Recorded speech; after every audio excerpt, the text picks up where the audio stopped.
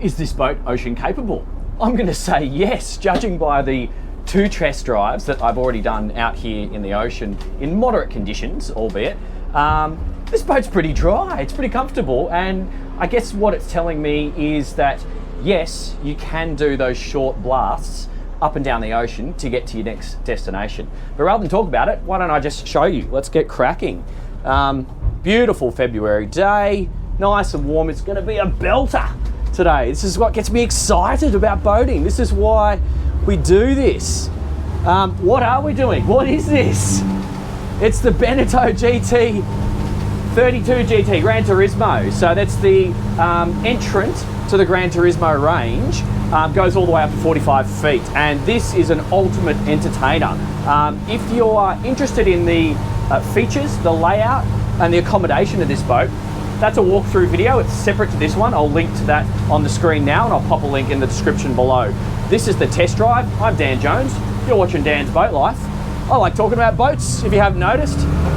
Alrighty, let's do this. So we've got the zip wakes on this boat. We are in the ocean, just a bit of sloppiness, not much wind. We have the nor'easter coming up later this afternoon, which will change the conditions for us. But we've got, I don't know, a metre of really confused seas right now. So this is just going to be a good little demonstration for you. We are running the 230 horsepower Mercruiser diesels. So this boat's, you can get a couple of engine options on the petrol range, and you can also go up to a higher powered diesel as well with the joystick as an option. So we've got the twin 230s, got a bow thruster, got the zip wakes. She's about 4.7 tonne, got 800 litre fuel capacity in 2 tanks of 400 litres. And my first note going through these waves is that a lot of the wash is getting parted and not going over the front of the boat. So let me just take this. I'm just going to do a nice gentle turn. The wind's starting to come up, so it's moderately stronger than what we had before, but it's still not too bad. It's really more about the sea state is our challenge right now, not the wind. And for a big, spacious entertainer to be able to sort of bash through considerable chop like we are right now and remaining comfortable as I am at a speed of, what are we doing? Where's my speed? Oh, okay, I did have speed. Let me just play with that. I'll go split nav, chart sonar. No, there we go. Play again. Let's try charts. There we go. Okay, 20 knots. I'm doing 20 knots right now with an engine rev of 3,400, and the fuel flow on this thing is really, really good because this is a diesel. So if you compare it to some of the petrol boats that you see me test, we are burning right now 30 litres a side in the ocean at 22 knots average speed. So that's pretty comfortable. And I'm just going to maintain this. It's good to show it in both directions when you're in the ocean, just to see what the boat's going to do up, down and across the waves. So we're going to be going around the corner and back into the harbour pretty soon. I'll just give it a little bit more power. Now, one of the other questions I had, I thought it was going to be a possible negative on this boat was the zip wakes, because some of these, you know, marginally lighter boats with this hull style can be awkward with the zip wakes, but having spent an hour and a half driving this boat now in these conditions already with these zip wakes, it's perfectly suited. It's fine. I would just leave it in auto 90% of the time. I really wouldn't even bother getting tricky with it, and instead I would just focus on where you're going and how much fun you're having. In terms of my helm position right now, I'm standing, but there is a step which would increase my height if that was necessary. Now, I've got visibility over the bow, but if I sort of came off the power a little bit, the bow is going to raise somewhat, and because we're in ocean conditions, I might find that step useful. If you're not a short ass like me, you won't need it. And the head height Like, I've got my arm fully outstretched just here. There's oodles of head height just here for the taller guys and girls who need to have that extra space. We just plowed through a big one there, and the wash once again sent all the way out to the side. Just going to go wide of these fishermen. The harbour's getting busier and busier. Still maintaining a speed. I actually sped up a little bit, same revs, but sped up to 24 knots going down those waves. And my fuel flow at 24 knots is 38 litres a side. Now, exiting the choppy water, and we'll soon be entering the calmer stuff, where I will speed this boat up to wide open throttle. I'm just going to go this way. Saturday morning, it's getting busy. So yeah, that's just shown me that if you want to pick your weather, if you want to pick your conditions, if you want to go out in moderate sea states like that of about 1 metre, maybe a little bit more, I would always pick low or no wind in a powerboat. Think of a powerboat like a time machine. It gives you time back. So you go places at speed in order to enjoy more of that time when you are at rest. But if you're going to do an offshore journey, make it comfortable for yourself. That's why you have these motors. All right, let's give it some more power. Just going to be passing through a couple of waves. Visibility is good. These pillars are not too bad in terms of loss of visibility because the window stretches all the way forward, and I don't see that as a negative at all. Now I'm going full revs. This is where the 230 horsepower is just going to do the best that she can.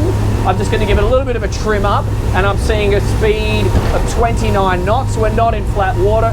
Got some kayakers there, got some kids on the opties over there, and the ferry on final approach, so I'll just go straight for now. 30 knots. 30 knots. So she's not a speed demon. She's an entertainment and sort of luxury house on water that you can relocate. So 30 knots seems to be our max speed, and my fuel flow at 30 knots, it's only 50 litres. You know, I was on a boat yesterday that was doing 100 litres a side at wide open throttle. So that's a big difference if that's important to you. So just coming into Watto Bay, as many of you will on a boat like this, we might have to go and get a bite to eat. It's just that sort of day. Have a swim before we do this walkthrough. It's getting hot. Lovely. Coming off the plane. So, from a guest's perspective, a little bit of bow raise on deceleration. So that's where that step could be useful for short blokes. If you're taller, not an issue. Just as I come in here and just bleed off this speed, let's test out these seating positions, because I didn't do that in the ocean and I prefer to stand. Couple of things. I like having this throttle set back and really in the perfect ergonomic position from a driver's perspective. That's just wonderful. They've got this armrest here that you can rest on underway. You can rest your throttle hand underway as well, and if you're in some waves you can also do single lever and rest your palm on the throttle base. The steering wheel's just a regular fixed steering wheel, nothing fancy about that. You do have a drink holder right there. That's something a lot of boats forget, and I see some air conditioning outlets at the helm because some of these glass boats can get hot. In saying that, this one, we have the opening sunroof, the two side open windows, so you can do the obligatory wave to your mates when you pull in and pick them up from the dock, and we have the opening forward door, so you don't really need the AC. It's just there if you're a Queenslander or if you're in Florida, for example. That might be a benefit to you as well. What I might just do, so I'm just going to test the boat's transverse thrust and we'll see how she behaves. Yeah. So the drives are clearly spread at a suitable distance apart, because look at that, little bit of throttle input and I can just spin this thing on a dime. So, and I'm not even in the totally calm water there, so that's perfectly fine. The bow thruster, let's just see how she behaves. All right. Sounds torquey, so that's moderately acceptable. It's not underdone. It's not overdone like some boats. That's fine. That's fine. Visibility.